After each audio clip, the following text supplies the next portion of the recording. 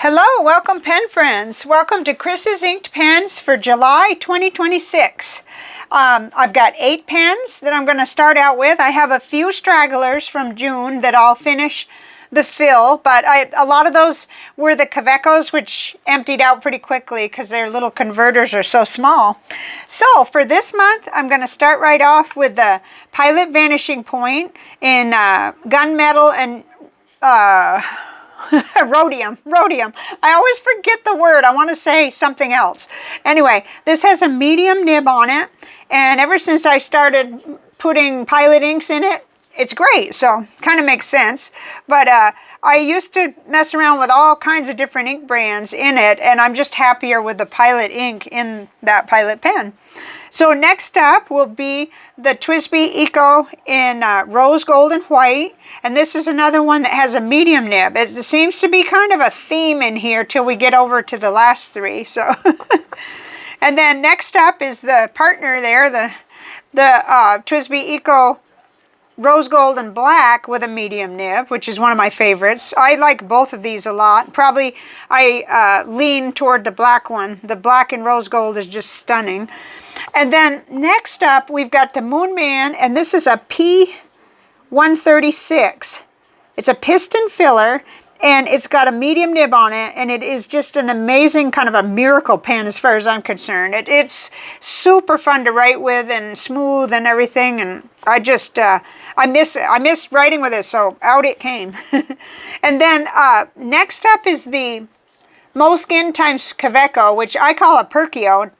I believe it still is a Perkio, even though this is a special one that was kind of a collaboration, must be, with Moleskine. And this one also has a medium nib on it.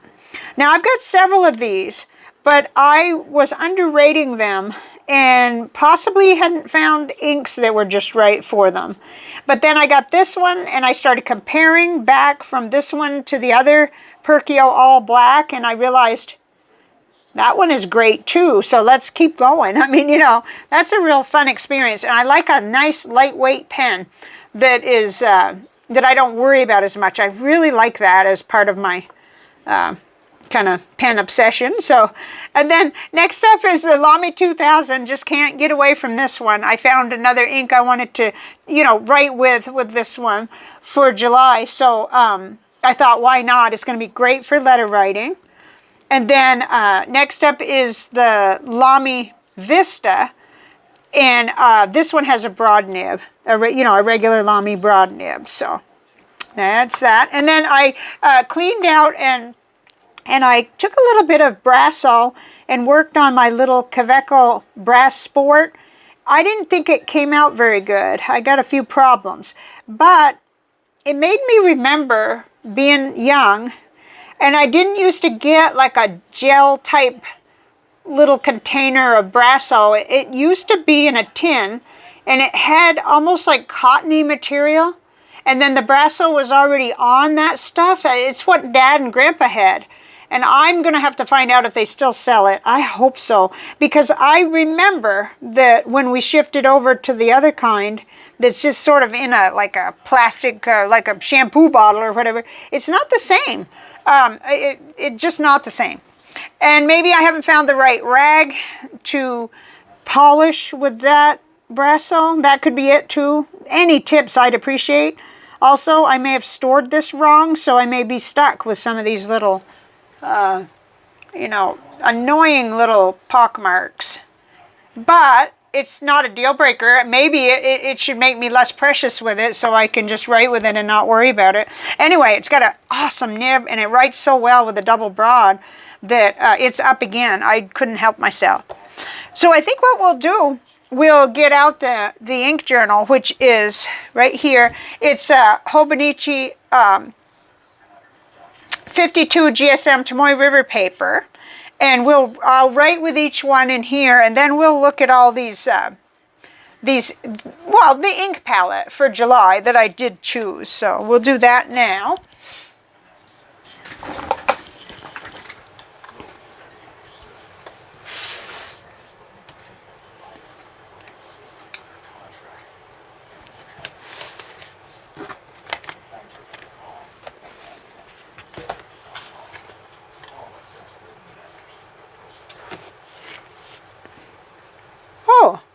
I turned it back on by accident, or I had it running all that time. Okay, well, I better sit down and start writing. My goodness, I have been very technically challenged lately, but let's see if we can handle this. Okay, so first up is the Pilot Vanishing Point with Pilot Azalea. Well, it's probably my favorite ink. It's certainly my favorite pink ink, and it's so smooth in this. I just love this. Should have thought of it sooner to stick with Pilot inks, I mean. So Pilot Vanishing Point. I'm going to put GMR, which is Gunmetal, Rhodium. I only have one Pilot Vanishing Point, so I don't need to worry about that because that's the one that I have. But just for future reference, just in case. And we have Pilot Azalea. A beautiful and discontinued ink, but I am so blessed that I have plenty. I have an extra supply thanks to generous pen friends and my own paranoia that I went buying it as soon as I heard. Okay, so there's that one. And then next up is the TWSBI Eco with rose gold and white. I'm not sure how far down we can see, so I'm going to have to make an adjustment eventually. Not yet, maybe. Okay, this is with Lamy Turquoise, and it is my current favorite turquoise ink. I can't get around it. It just is. I've given it a lot of thought and played around with some of my other old favorites, but I love this best. So this is TWSBI Eco Rose Gold and White. Now I do have a lot of these going on, so and with a medium nib. I'll have to specify. And then Lamy Turquoise. And we'll do a little smear test. I'm surprised if I have a single finger that can not blend with other colors, but we'll see what happens. Okay, so let's see. Where am I putting them? Oh yeah, because I don't want to lose them. We're going to bring them back out again in a minute. Okay, so next up, I've got the TWSBI Eco Rose Gold and Black with Sailor 50 States, Illinois. Now, I was torn because I really like Diamine Oxford Blue, but I love this one too, and I thought it would be kind of nice to make a little change because I'm kind of stuck with favorites here anyway, and so I wanted to, you know, not use exactly the same inks as I've used the last, whoops, wait a minute, hey, what's going on here? Oh, I made a last minute change, that's right. Okay, uh-oh, I gotta pay attention. Okay, so I changed it at the last minute, but the next one will have this ink, pardon me, mercy. So what I actually have in this pen is, I really wanted to change it up, Herbin Poussiere de Lune, which is a dark purple, which really, I'm so used to having a blue-black in here, I am not surprised that I made that error in, you know, beginning right here. So here we go, TWSBI Eco Rose Gold Black, the medium nib. Oh, that's just so smooth. That's really wonderful. It doesn't have to have a broad nib when the ink is that good. Okay, so Herbin. Oh, I don't spell this very good, but it's here in front of me, so I'll just copy what I had. Okay, nice and flowy, dark purple, so it probably comes across pretty dark on here. It may brighten it up a little bit, the lights, but okay, so now we're actually going to see Sailor 50 States, Illinois, because I ended up putting it here in the Moonman P136. I don't remember why, unless it was just along that theme of trying to be a little bit different, but I'm still working with old favorite inks and stuff. Generally, I think I have one ink in here that's new to me. So I didn't get terribly adventurous this month. That's nice though. And this has such a smooth nib. It's medium. I never worked on it at all. It just came right out of the little package. Perfect. So Moonman P136 in blue. I only have one, but I'm still going to specify, just in case that changes someday. With Sailor, 50 States, Illinois. This is my pen friend MS's, I think, favorite blue-black, if I'm not mistaken. And he shared a little bottle with me, and I love it too. It's very, very nice. Okay, so next up, let's hope I got this written down correctly. Colorverse Red Shift is in the Moleskine times Kaweco with a medium nib. So it's basically a really nice edition of that pen with a gold colored little Kaweco nib. And I think I'm going to really like this. I remembered that Colorverse Red Shift was quite flowy and very, very good with its flow. And I just thought that would be nice for this pen. So I'll do it just like they say, I guess. Even though I still think it's a Perkio. But Moleskine times Kaweco. Medium nib. With Colorverse Red Shift.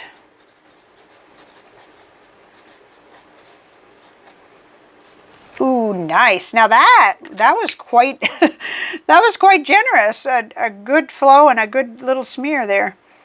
Let's see. I think I kept those separate there.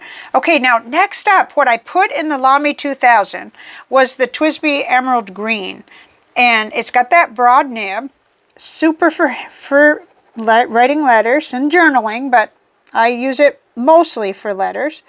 So Lamy 2000. And you know, I was playing around with that ink last month. That was the let's see, what was it called? It was Jacques Herbin Metropolitan. But I feel like I'm gonna like, and that was in a little Kaweco. Anyway, so I've got a different nib to showcase this one, but it's almost the same. They really, really look similar. Let's see. We'll compare them again. I know I did that last month too. They're very similar, but I see a little more complexity and maybe a slight bit of brightness in the TWSBI ink. And I think I'm going to just like really love this. So that's the prediction. And if you come back in the middle of the month, I'll do a progress report and we'll see how I'm feeling about it then. Whoops. Oh, got more flowy. Okay, so TWSBI Emerald Green. I'll show you the little bottle. I know I have some newcomers here who are new to the hobby and everything, so I'm going to show.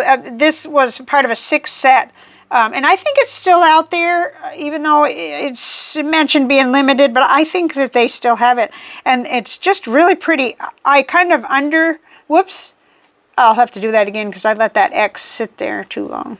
Yeah, that's really super flowy.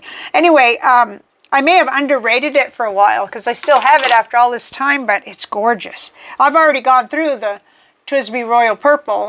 I'm on my second bottle of that one in that same series, so it's just a really pretty ink. Now, let me make sure you can, yeah, you can still see. I don't know what I'm worried about. Okay, so next up is, this is maybe where some of the confusion too, because this is Robert Oster Muddy Crown.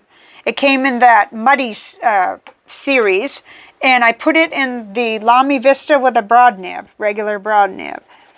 And it's funny because I'm seeing it as darker now, but it does also dry a little bit dusty, but not quite. So I'm wondering if it may have shifted over the years to darken a little. That's possible. I'm not sure. Or my memories told me that it wasn't as bright or as dark or something. But it does lighten as it dries. So Vista, I had written them all down very messy on a little paper to hang up, you know, to try to have by my desk. So, oh, well, Lamy Vista, broad nib. I can't talk and do things and write and everything, but okay, here we go. Robert Oster. I love this ink. It is very pretty. It can do a lot when you add water, and if you know me, even in letter writing, I like to use a water brush right in the middle of the page sometimes just to make it pretty or make a word and use the water brush to activate it. So, Muddy Crown. Oops, okay. I was being careful because I was afraid I was going to race into that part. Yeah, that's nice and juicy. That's really nice. Okay, so then last but not least, this is the new ink I'm trying, and it's in this little vial right here. It's Birmingham Streetcar. This was from pen friend Kathy, and it's a sample. And I just made the tile. It just dried like about half an hour ago. So, and I thought, I want to see that in the little Kaweco Brass Sport. So that's what I did. Here we go. It's just in a little cartridge, so I will be able to syringe refill it when I'm ready. Kaweco. Oh, that's nice and bright. Brass Sport. Double broad. Birmingham Streetcar. Oh, that's gorgeous. It's much nicer, brighter on the watercolor paper. So I'm glad that I tried it out. What I usually do is just open and look at the cap, and then it's like, ooh, I think that might be a little closer to what I like. You know, seeing it inside the cap, the white caps anyway. The colored ones are harder. That is very flowy and nice. And I do appreciate that this cleaned up a little bit because it was kind of ugly. I'll be more careful. I'm going to do some research on how to store brass pens better and make sure that I'm not harming it. So, okay. So I think we'll switch around and I will go ahead and we'll look at this color panel because I thought it was interesting how it came out. Everything is crooked. Oh, that is... I hope we're not bringing the July luck into... the June luck into July. Okay, so before we do the panel, I just wanted to share a couple of my hobby and YouTube goals, so pen hobby and YouTube goals. And up here is where in the middle of the month I'll do a little bit of a grading on each pen. And I left one slot because I don't want to go beyond that really, but I suppose I could, but I wouldn't have room to grade because I do have stragglers that need to be... It seems like every day I at least clean one pen that completely runs dry. So the first goal is I want to do a pen pal video. I've had lots of questions come at me, mostly in the comments and sometimes in emails, and I've got a little bit of new information because it's a common question I get. And I won't say more right now because I'm expecting to be able to do that pretty soon. It'll be a talk video and it'll be a lot of opinion, but there's also new data that I got from another pen pal. So, okay, so then number 2, I want to do one pen review. And it's funny that I did that because now I can't remember which pen, but there's several to choose from that I have wanted to do, so I'll just see which one like really makes my heart sing and we'll do that one. And then number 3, the goal is to be on a very low buy, if not a no buy. But I've always done better by just saying, tone it down, make it only essentials versus you can't buy anything because that just makes demand resistance. So, okay, so I'm going to set up the colors and I'll be right back. There, so what struck me was that I did a fairly good job of not doing like, 6 purples and 1 something else. I have 2 here, but this one's quite a bit darker. And let's see, how are we gonna see them differently? We've got a medium nib for this one, and then we've got a broad nib, a Lamy broad nib for the Muddy Crown. So that may, because I think this one's a little bit more generous than the TWSBI medium. Yeah, so that'll be interesting, I guess. Sure. It's not apple to apple, and there's slightly enough different, I think. And then, of course, there's a turquoise, and then there's a kind of a blue-black. Well, I don't know. It's definitely blue and dark blue, so, it's not a brighter blue, but it's beautiful, the Sailor Illinois. Wait, at first I was trying to call it Louisiana, and that is not even the right color because, let me show you, the Louisiana, I don't know why I did that. At first I wrote it down wrong and I had to correct it and everything in somewhere else. I guess it was over here on this little... Yeah, I was writing it down, but this would be Louisiana. It's kind of purple. But no, this Sailor, and these are, I haven't checked on these recently. I don't know whether they were real limited, but the Sailor Illinois is what I'm talking about, and I love it. But I haven't met one of theirs that I didn't like, so I'm thinking, too, I still have a little bit of the Sailor Vermont left. So, but I usually do that in May. And then the TWSBI Emerald Green, that gives us a green. We got a pink, a turquoise, a dark purple, or I guess I would call it a blue-black. And then a red that kind of leans toward a brightish purple, pink. So Colorverse Red Shift is fun. It looks red in the nib, but then anything else, you know, you draw out quite a bit of like pink or, you know, I don't know, it gets real bright. And then the orange, because I'm seeing that as orange anyway, and it's brightening up a lot from the camera. Sorry about that. Then purple that is more muted than the Lune there. And of course green. So I'm really pleased with the palette. I usually do something a little different, but it's so neat how this was what I went toward. And I noticed something about all these pens. There may be, yeah, like every single one of these pens, the most color-coded would be this one, the blue pen.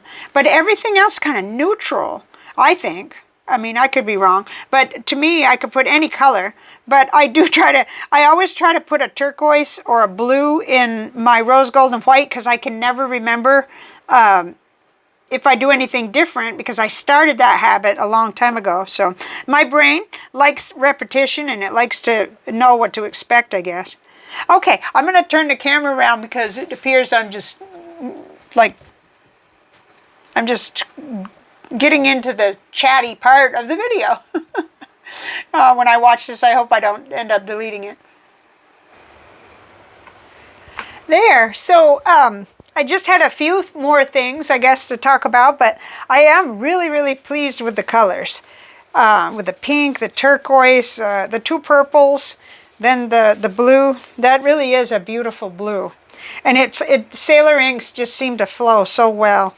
And this one, I had all I could do not to go ahead and ink up with the TWSBI Emerald Green last month, but I was really getting carried away. I had a lot of extra little project type ink ups with the Kawecos, and I really didn't want to have a big long mess at the sink, cleaning out everything.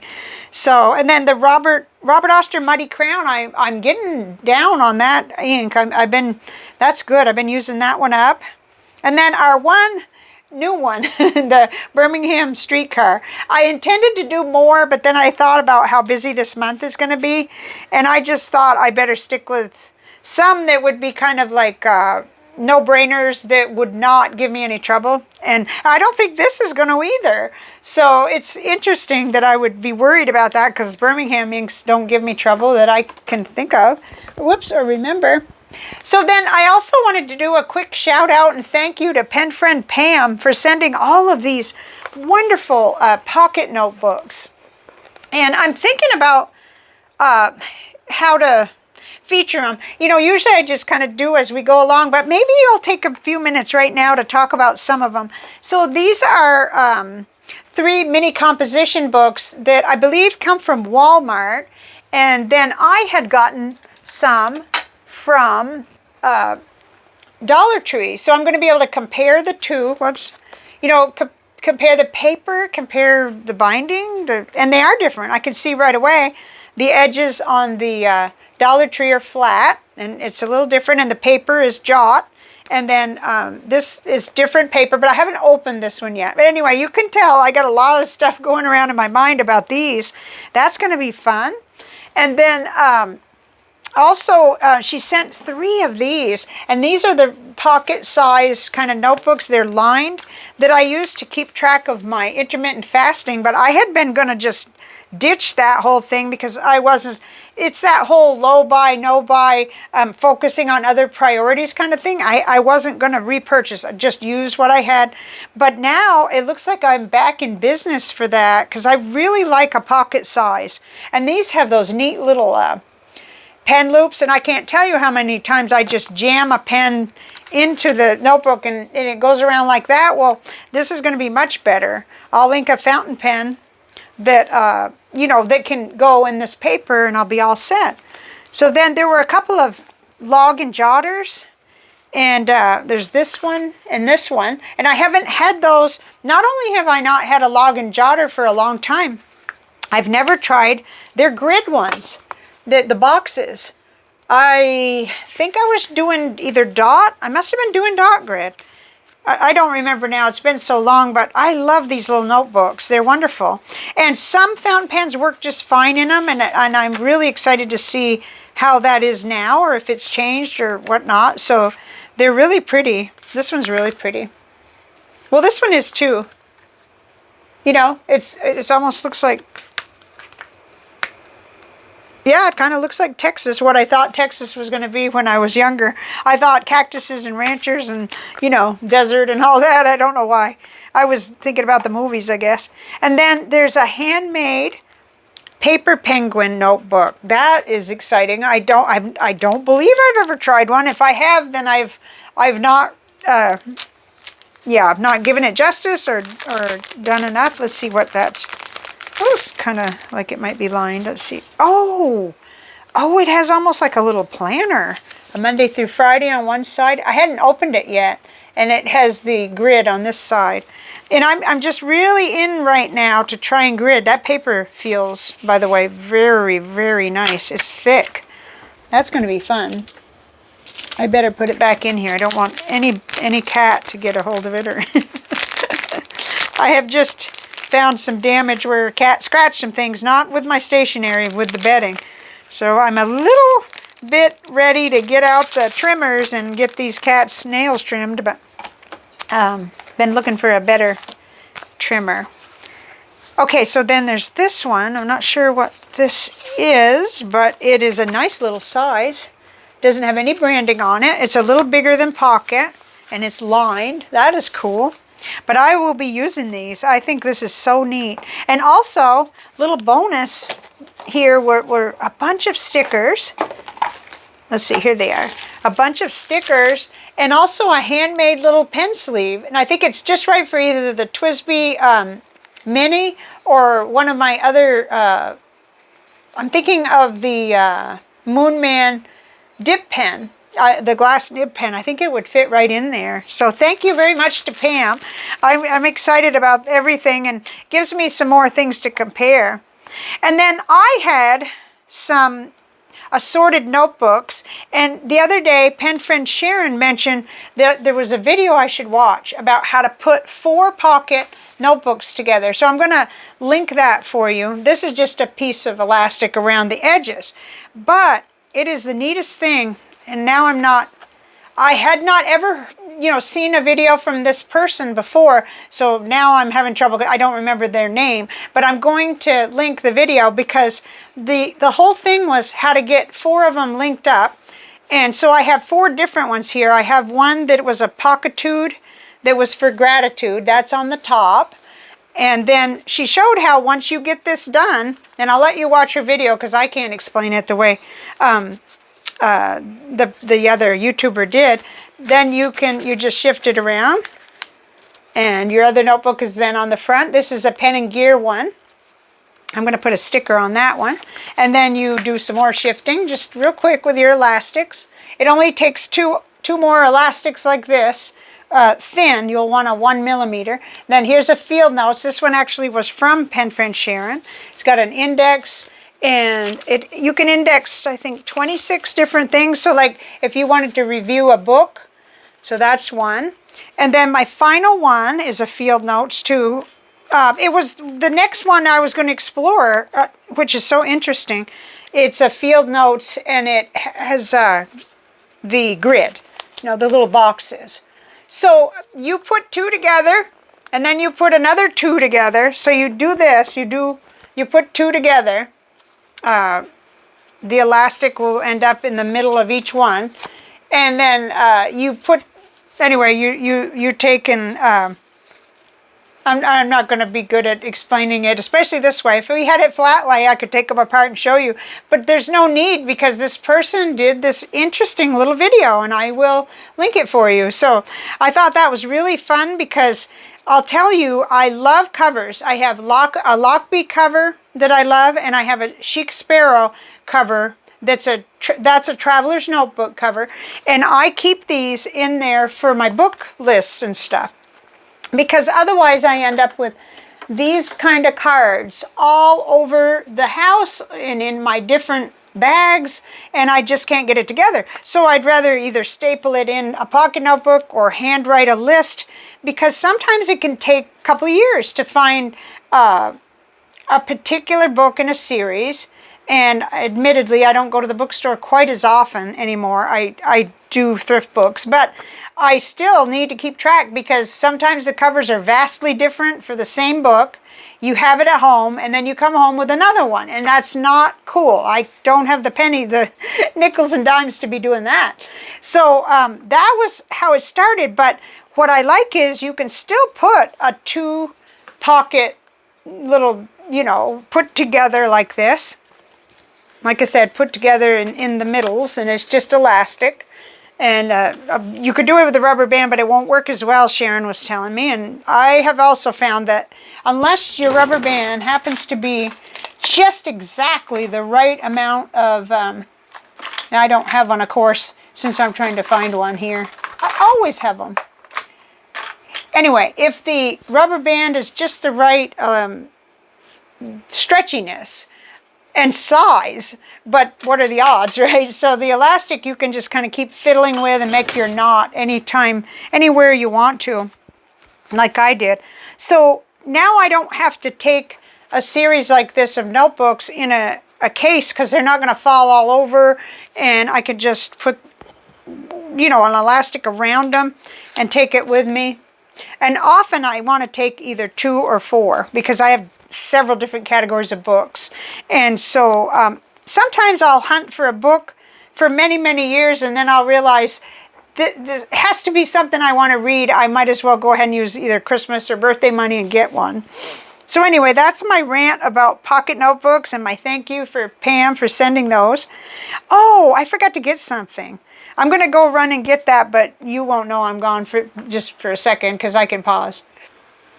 And this is a little bit off topic, but I already had brought up the whole subject of puzzles in the past, and I think I showed the picture of my puzzle table. It's not a puzzle table, it's a game table. You could play dominoes or cards or Monopoly or Scrabble, and we love all of that kind of stuff here. But I've also found that I spend more time at that little table putting together puzzles. But I also had kind of this streak in me of wanting some smaller ones where I would have like fun with it, and it would be done with kind of quicker, quicker than a 500 piece, which is kind of my sweet spot. When I was younger, I would do the 1,000 piece, but they're too big for that table, and the 500 are just right, and the 300 are fun.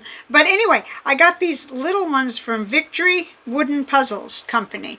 And so this one, let's see, I'll put it up as close as I can. Sydney Harbor, 78 pieces. And this is the only one I've opened. It's in it like a little tin, which kind of sealed the deal for me because I love tins. Well, oh, that's right. It's like a peanut butter jar. It's not like a pull on and off. So they're tiny little pieces. And they're so cute. They're just so cute. Anyway, this is kind of an anniversary kind of present or like treat or whatever for me. And so they're just little tiny. But I also, because if you got kind of a kit, you could do better. And also, then I found out later that people sell them on eBay. So if you're looking to buy one and see whether you like it, look on eBay. But it's got the little tray. So the little puzzles are 5 or 6 inches, 5 something by 5 something, or there's 2 formats. Because I think I preferred the square, so I got mainly square. I got 3 square and 1 that's a little bit vertical. This is the other one that I brought over, Tower Bridge. They're very artsy. Oops, oh dear, there's a lot of glare. But I got one with a snowman to do around Christmas. I didn't know what I'd ever order again from this company because, you know, it was a little bit of a splurge, and our anniversary is July 4th, so it'll be 41 years. So anyway, I wanted to show you because, well, when I get excited about stuff, I like to talk about it.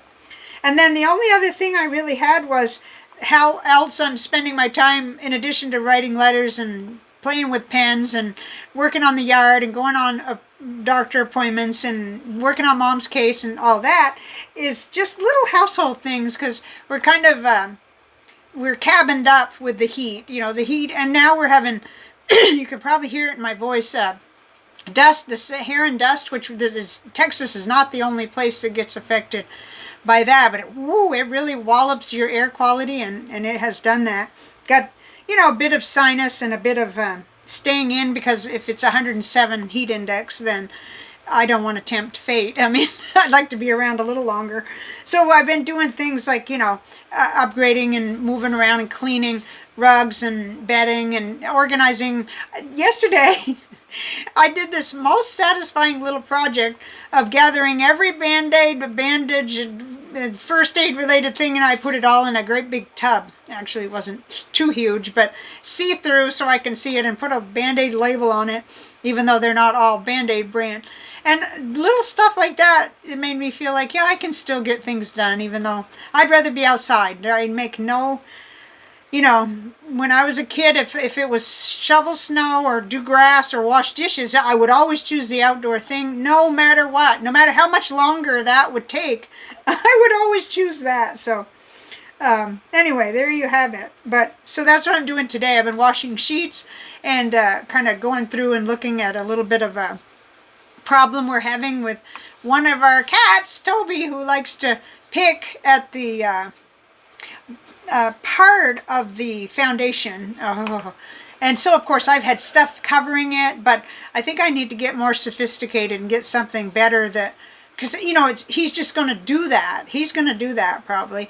And so I need to have the proper thing there where it won't hurt the bed at all. So far, so good, but the towel that I had kind of, like the big beach towel, is kind of shredded almost. So that's, I've never ever had a cat do that. Of all of the different things that were challenging, I never remember that. That is not something they ever did. And I do the same sort of, maybe monthly trim the nails, but, you know, not on a real hardcore schedule, I guess. Anyway, I think that's it. I got way off topic, but I think these are going to be really fun. Let's see. Really a lot of fun. But I did notice too that I picked kind of subdued neutral colors. I guess I mentioned that already, other than the blue one, and that's pretty that's pretty office friendly too. You know, kind of like, okay, I'm not sure what I'm thinking. Usually I want a lot of pizzazz and color, but I did get that in the inks. I think, you know, got a beautiful red, an orange, a pink, a turquoise, a few dark colors, but then the bright emerald green. So what are you inking up with for July? Are you, what theme are you on? I don't have any theme, I guess. Just neutral with a splash of color, I guess, would be my theme. And usually August is my hardest month, but you never know with an El Nino year, rain might change that. It might not be as intense with dry heat as normal. Or other things could happen. We want to knock on wood. We don't want to think about big storms, but, you know, we're prepared. So that's the name of that game. I will see you in the comments, and I'll see you on the next video. And I am going to get this one way or another uploaded here for July 1st. I normally do it on the 30th or 31st, but yesterday was an appointment day and a busy day. So today's an old home day, I call it, and was able to integrate everything. It's funny too, because I had drawn out my little report card page like before the middle of the month in June. So I was so organized with that, but then I hadn't chosen my inks yet until today. So there you have it. Okay, I'm going to have to watch this and see if it's too far over the top, but hopefully it isn't, and hopefully you're able to see it. So I'll see you later. Bye for now. Stay safe out there.